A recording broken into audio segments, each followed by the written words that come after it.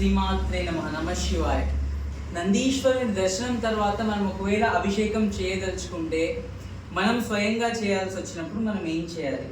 ముందుగా ఈ శివలింగంలోనే కైలాసం మొత్తం ఉంది. ఇది కైలాస స్వరూపం, లింగ స్వరూపం. ఇందులో మనకు ఇటుపక్కన చూసినట్టయితే ఇక్కడ గణేశుడు ఉంటాడు. ఓం గం గణపతయే నమః. ఇటు పక్కన కార్తికేయుడు ఉంటాడు. శం శరవణ భవాయ నమః. మధ్యలో ఇక్కడ బాలా త్రిపుర సుందరి, అశోక సుందరి అమ్మవారు 3. తర్వాత ప్రదక్షిణ మార్గంగా ఇలా నీళ్లు పోసుకుంటూ రావాలి జలధార.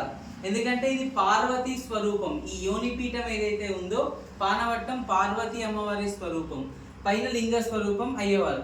ఇలా ప్రదక్షిణ పురస్సరంగా చేసిన తర్వాత మళ్ళీ మన చెయ్యిని ఇలా ఉంచి, తల మీద డబ్బ నీళ్లు పోసేయకూడదు, చెయ్యి ఇలా ఉంచేసి ఇలా పువ్వు కానీ ఏదైనా పెట్టి, లేకపోతే తీసినా పర్వాలేదు, చెయ్యి ఇలా పెట్టి నమస్తే అస్తు భగవన్ విశ్వేశ్వరాయ మహాదేవాయ త్రయంబకాయ త్రిపురాంతకాయ త్రికాగ్ని కాలాయ కాలాగ్ని రుద్రాయ నీలకంఠాయ మృత్యుంజయాయ సర్వేశ్వరాయ సదాశివాయ శ్రీమన్మహాదేవాయ నమః.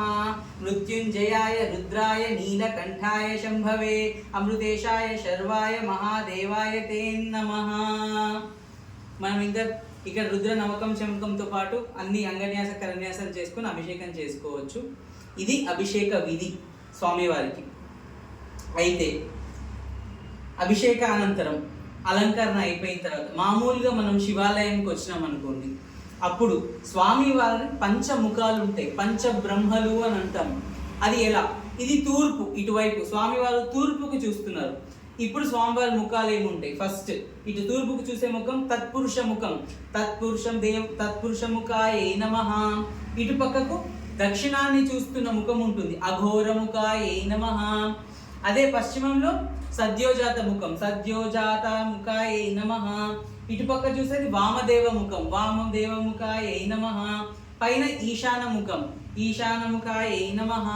పంచబ్రహ్మలను ఇలా నమస్కారం చేసుకోవాలి. మనం ప్రదక్షిణ చేస్తున్నా సరే తత్పురుష, అఘోర, సద్యోజాత, వామదేవ, ఈశాన అను 5 ముఖాలు ఉంటాయి. ఈ 5 ముఖాలను స్తుతి చేస్తూ ప్రదక్షిణ చేసుకుంటూ ఉండాలి. ఈసారి మీకు నెక్స్ట్ శివాలయంలో ప్రదక్షిణ విధానం ఎలా ఉంటుందో నేను చేసి చూపిస్తాను.